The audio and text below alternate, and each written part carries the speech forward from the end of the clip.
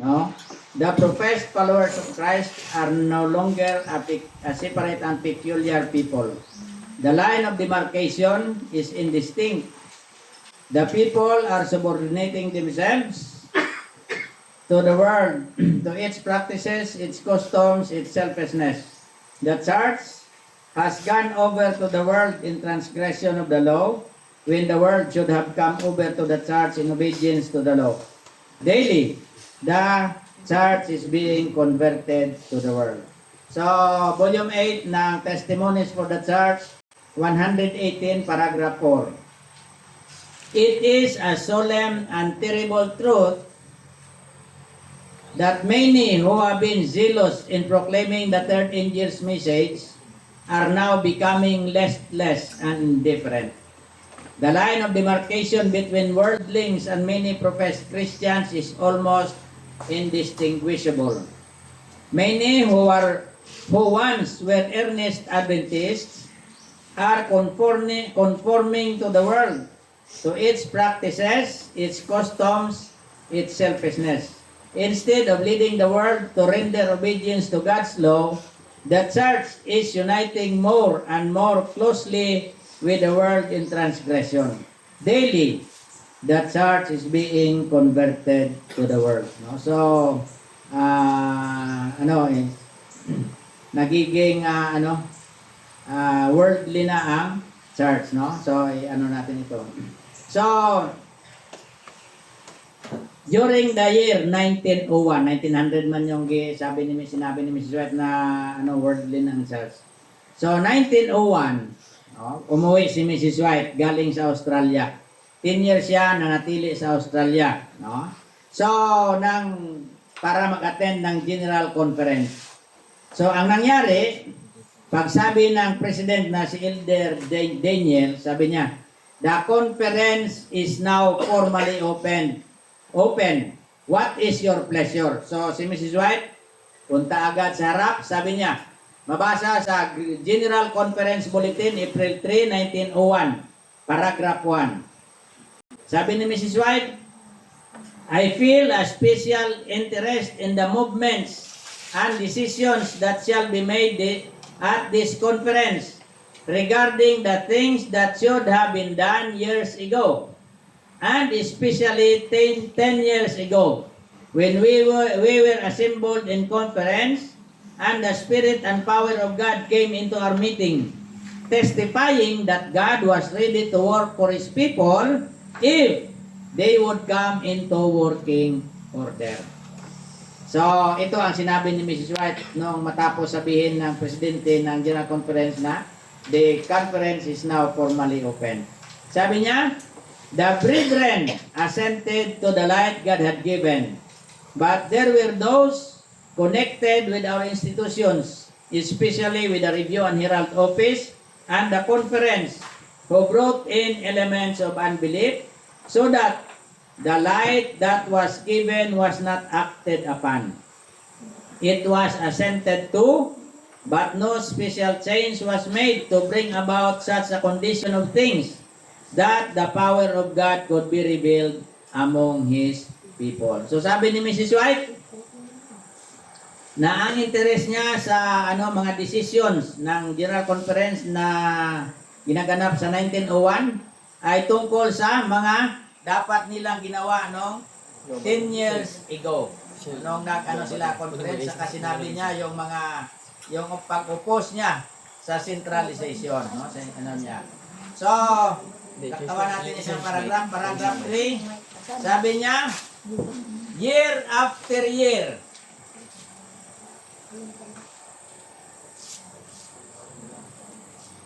year after year,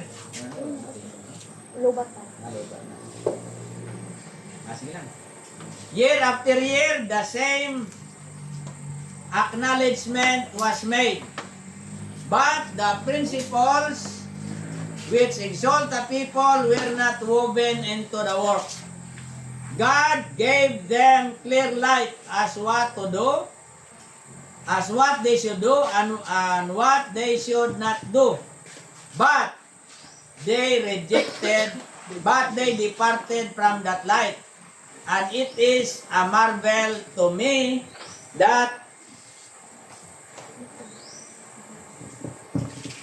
it is a marvel to me that we stand in as much prosperity as we do today. So bakit mayroon pang Seventh-day Adventist ngayon, yung mainstream? Sabi niya, it is because of the great mercy of our God, not because of our righteousness, but that His name should not be dishonored in the world. So, yan lang ang dahilan bakit nandyan pa yan sila ngayon. No? Sabi niya, it is not because of their righteousness, but because that His name should not be dishonored.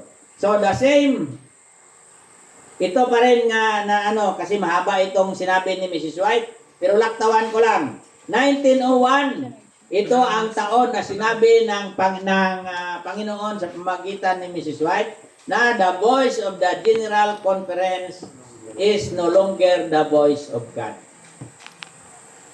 So, sabi dito sa GCB April 3, 1901, paragraph 25, that this man should stand in a secret place to be as the voice of God to the people, as we once believed the General Conference to be, that is past.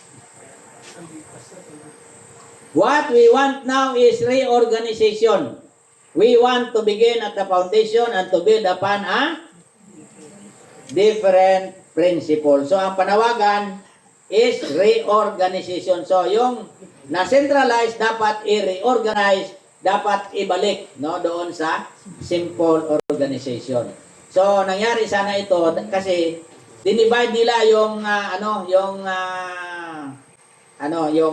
yung General Conference ay sa North America, yung sa Australia, Australasian Conference, ang sa European Conference, at yung hindi na sali sa tatlo, nagiging Foreign Mission Board. No? So, yan nakasulat lahat sa General Conference Bulletin. No? Kasi may libro na GCB, Volume 2, General Conference Bulletin, Volume 2, doon nakasulat ito. Pero sa mayroon din sa mga sa folio views. No?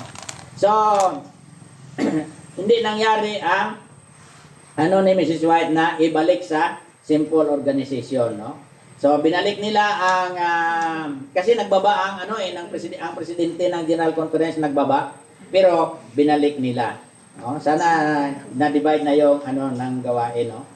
So, kaya dahil ang yung tinig ng General Conference ay hindi na tinig ng Panginoon, sabi niya, kasi sa system ng centralization. Alam naman natin na sabi niya, man is placed where God should be. So, hindi na tinig ng Panginoon yon. Pero ngayon, yung General Conference na andyan sa Spirit of Prophecy, pwede natin yan mapag-aralan kung mag-establish tayo ng gospel order. No? So, that is 1901. 1902, sinulat ni Mrs. White. Sabi niya, what a wonderful work could have been done for the vast company gathered in Battle Creek at the General Conference of 1901 if the leaders of our work had taken themselves in hand. But the work that all heaven was waiting to do as soon as men prepared the way was not done. For the leaders closed and bolted the door against the Spirit's entrance. So, hindi nila pinapasok ang Holy Spirit. Sana kung tinanggap nila ang Holy Spirit sa kanilang mga puso, no? So, may nangyari sanang yung pagbabago. There was a stopping short of entire surrender to God.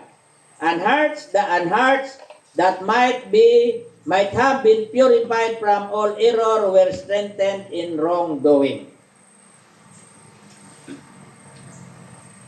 The doors were barred against the heavenly current that would have swept away all evil. Men left their sins and confessed. They built themselves up in wrongdoing and said to the Spirit of God. Sama sa sino yung nagsabi kay Paul? No? Go thy way for this time. When I have a more convenient season, I will call for thee. So, sino nagsabi kay Paul ng si?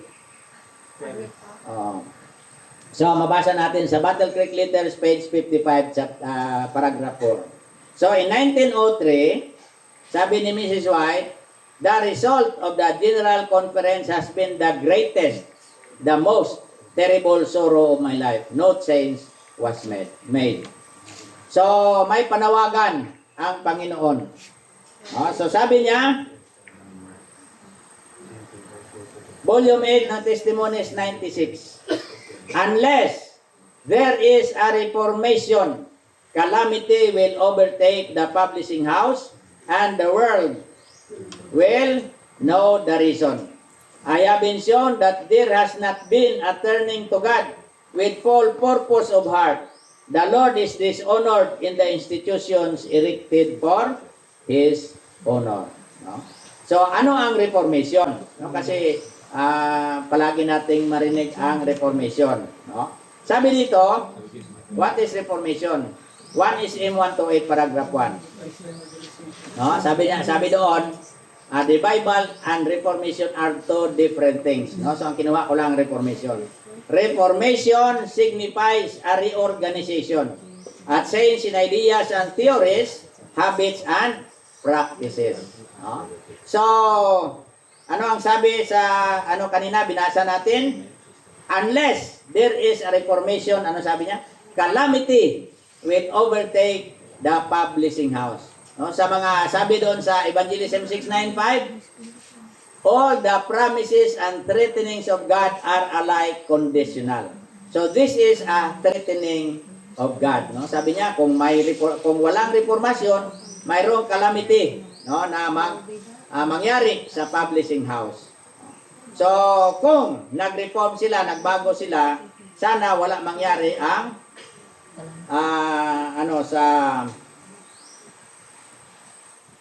nangyari sa publishing house.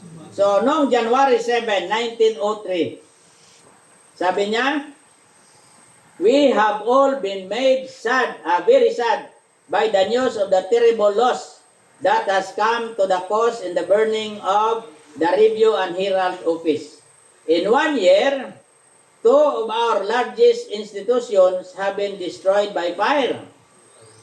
The news of this recent calamity has caused us to mourn deeply, but it was permitted by the Lord to come upon us, and we should make no complaint, but learn from it the lesson that the Lord would teach us. So, mabasa natin sa Volume 8 Testimonies 101.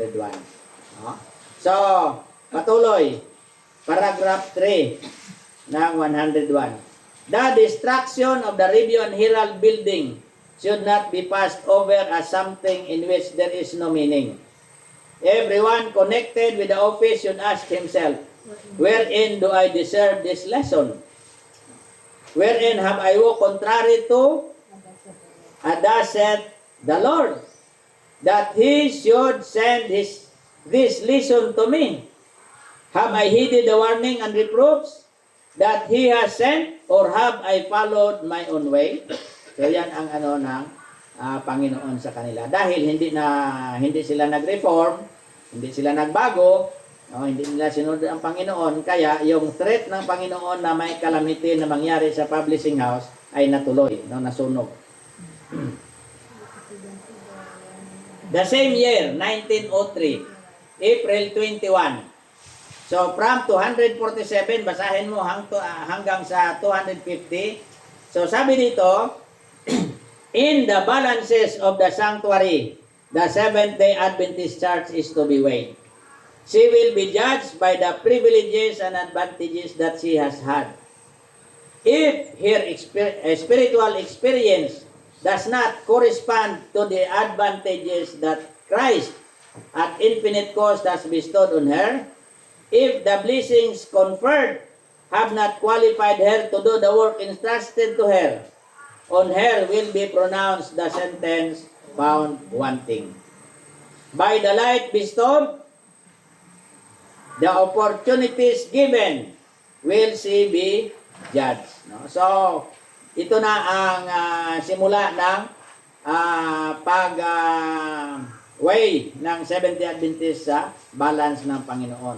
So, binigyan ng maraming privilege at advantage kung hindi correspond yung mga ginawa niya, gawain niya, she will be found wanting. Sunod. Para ninyo, maintindihan nyo lahat, basahin nyo lang yung volume 8 ng Testimonies, 247 hanggang sa matapos yung niya. Sabi niya, the heavenly teacher inquired. So ito, si Kristo ito, kay Kapitan, no, teacher. Sabi niya, what stronger delusion can beguile the mind than the pretense that you are building on the right foundation and that God accepts your works when in reality, you are working out many things according to worldly policy and are sinning against Jehovah. So, bakit sinabi and are sinning against Jehovah? So, kasi alam natin na yung centralization is a transgression of the first commandment. So, ito ang worldly policy na inadapt nila na nag-separate kanila sa Panginoon. So, Bible Commentary, Volume 4, 1142, paragraph 6. Sabi niya, when worldly policy and worldly ideas govern our transactions, we cannot stand on the high and holy platform of eternal truth. No? Kaya sa atin, iniiwasan natin yung mga worldly policy, no, sa ating mga churches. So, kasi sabi dito, hindi tayo makatayo sa mataas at banal na platform ng eternal truth. So, patuloy sa volume 8 ng Testimonies. Sabi dito, who can truthfully say, our gold is tried in the fire. Our garments are unspotted by the world. I saw our instructor pointing to the garments of so-called righteousness. Stripping them off, he laid bare the defilement beneath. Then he said to me, sabi ni Kristo sa kay Mrs. White, can you not see how they have pretentiously covered up their defilement and rottenness of character? Di mo ba nakita kung giunsa nila pagtabon-tabon ang ilang gahugawan o pagkadunot sa kinaiya? No? Yung nila, hindi mo ba nakita kung paano nila na pretentious? Pagpapanggap, no? No, yung kanilang tinabunan nila yung defilement at saka rottenness of character. Sabi niya, how is the faithful city become an harlot? My Father's house is made a house of merchandise, a place whence the divine presence and glory have departed. For this cause, there is weakness and strength is lacking. So mas gusto pa nila marinig na ang Seventh-day Adventist Church ay harlot kaysa Babylon. Sabihin mo sa kanila, harlot lang. Sabi nila, harlot lang, pero hindi Babylon. No? So, alin ang mas maganda pakinggan, yung confusion o ang harlot? No? Harlot lang, pero hindi Babylon. Pero tingnan natin kung anong sabi ng Panginoon. Ezekiel 16:44. Behold, everyone that useth proverbs shall use this proverb against thee, saying, as is the mother, so is her daughter. No? Kung sa Ilonggo pa, aswang si nanay mo, aswang si tatay mo, ikaw kay anak man, aswang kamotanan. No? So, yan ang no? Kung ano ang ina, ay siya rin ang anak. So, kay harlot ang anak, harlot din ang ina, so pareho sila. Kay harlot ang mother, so harlot din ang Babylon ang mother, Babylon din ang anak. So, pero mas ganahan sila, mas gusto nila pakinggan na ang Seventh-day Adventist Church ay harlot. Siguro maganda pakinggan ang harlot. So, kahit na naging harlot, may panawagan pa rin ang Panginoon, call for repentance. Unless the church which is now being leavened with her own backsliding shall repent and be converted, she will eat of the fruit of her own doing until she shall abhor herself. When she resists, ito ang kondisyon.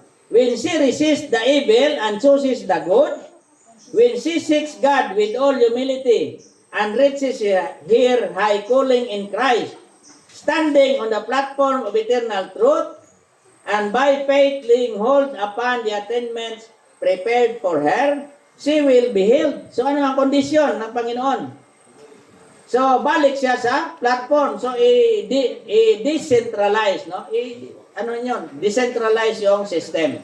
Balik sa simple organization. Anong simple organization?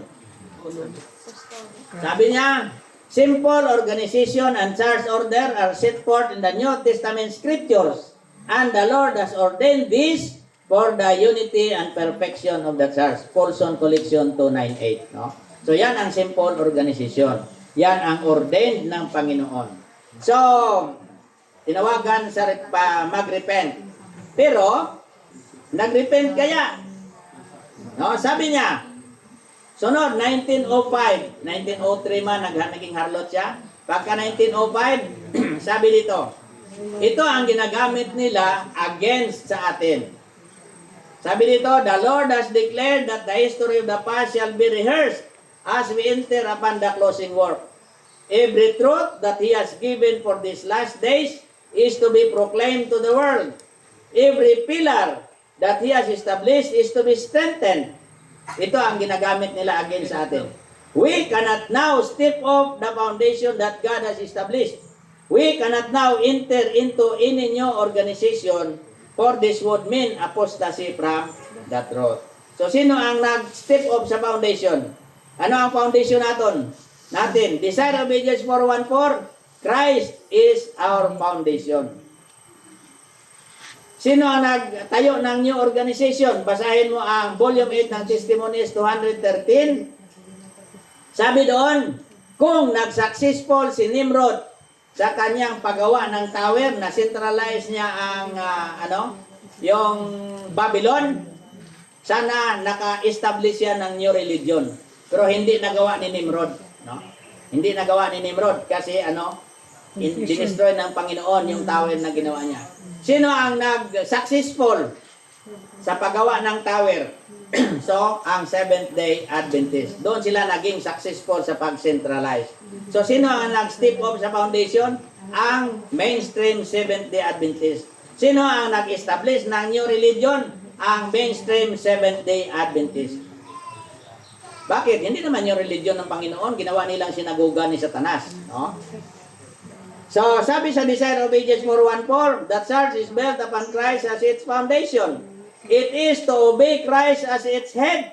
It is not to depend upon man or be controlled by man. So, ano kanina sinabi doon sa pag-consolidate nila, yung proposal nila, na ang work ay ma-control. No? So, again, sa will ng Panginoon.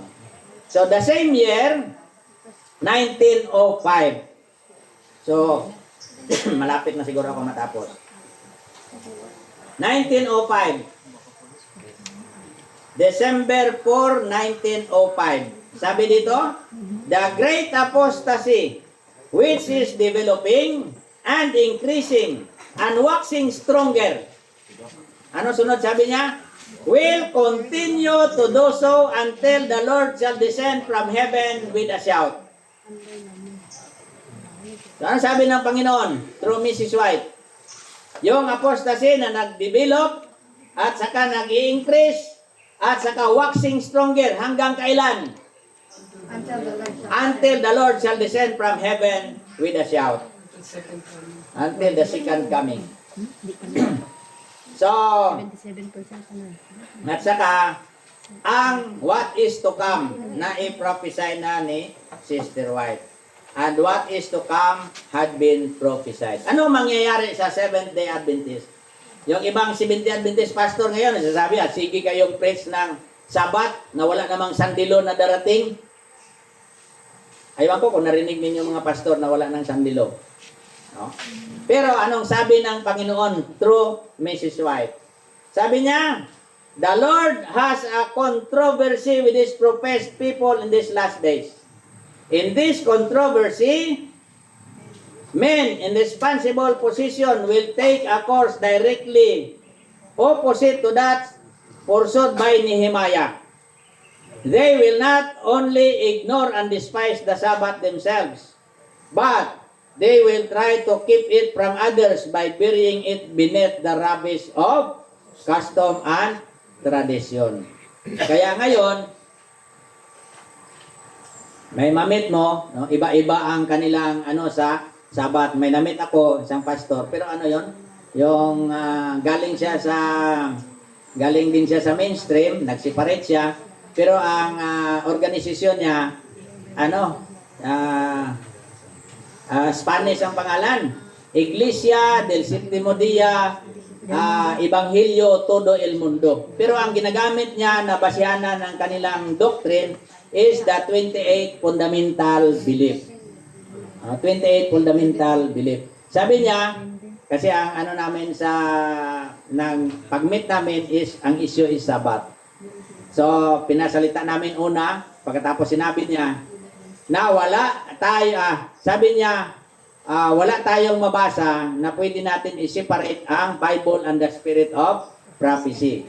At saka sinabi rin niya, wala tayong mabasa na pinagbawal ni Mrs. White ang pagluluto sa araw ng Sabat. Di binasa ko, nung ako na nakatayo, sabi ko, basahin natin yung 1 SOP 225. So, pagbasa ko, sabi niya, saan mabasa sa Bible yan? Sabi mo, hindi pwede i-separate ang Bible at Spirit of Prophecy.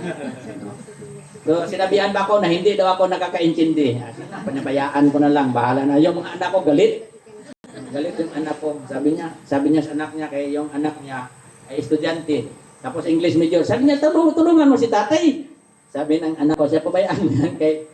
Na alam naman ni tatay na hindi niya dapat patulan niya. Yan. So, sabi niya, hindi ka nakakaintindi. Kaya ang cook at saka cooking is different. No? Pwede daw, pwede ang cook dahil kaunti lang, pero ang cooking hindi pwede dahil maramihan daw yun. So, ako pa ang hindi nakaintindi. So, bahala anong sabihin niya. Basta kasi binasa ko lang sa kanya. Kaya sabi niya, wala daw mabasa sa Spirit of Prophecy na pinagbabawal na magluto sa araw ng Sabat. So, binasa ko 1 SOP 225. So, sabi dito, patuloy. So, sa Review and Herald, March 18, 1844, paragraph 8. Sabi niya, in churches and in large gatherings, in the open air, ministers will urge upon the people the necessity of keeping the first day of the week. Prophecy sa Adventist, ha? In the churches, tulad nito, and in large gatherings, in the open air, ministers will urge the people the necessity of keeping the first day of the week. Nakaprophesy na. There are calamities on land and sea, and these calamities will increase, one disaster following close upon another. And the little band of conscientious Sabbath keepers will be pointed out as the ones who are bringing the wrath of God upon the world by their disregard of Sunday. So, bantay tayo. Dahil, so sila ang mag-declare na pwede na magsimba Sunday. So, at saka, sa nabasa natin kahapon, for the sake of gain. No? So, they are ready. No? Andam sila. Handa sila na ituro kung saan ka. No? For the sake of gain. So, siguro, hindi na magtatagal. 2 slide na lang. So, sabi sa Discern of Ages 458. No? Sana i-present na mga truth. No? Sabi ng Discern of Ages 458, God does not compel men to give up their unbelief. Before them are light and darkness, truth and error. It is for them to decide which they will accept. The human mind is endowed with power to discriminate between right and wrong. God designs that men shall not decide from impulse, but from the weight of evidence, carefully comparing Scripture with Scripture. So kung mayroon pa sa atin na hindi naniniwala na ang mainstream Adventist ay Babylon, hindi tayo pinipilit ng Panginoon. Hindi tayo pinipilit. So sabi niya, It is for them to decide what which they will accept. Pero sabi ng Panginoon, binigay ko na ang lahat ng ebidensya. So, last slide. Ano man ang sabihin nila, ano man ang pagdi-deny nila, sabi sa Matthew 7:20, wherefore by their fruit ye shall know them. So, magandang hapon at sana may nakuha tayo na konting kaalaman tungkol sa history ng Seventh-day Adventist Church. So, sinikapan ko na mapaiksi kasi ang haba-haba ng history. So, at least yung mga important points nakuha natin. So, thank you.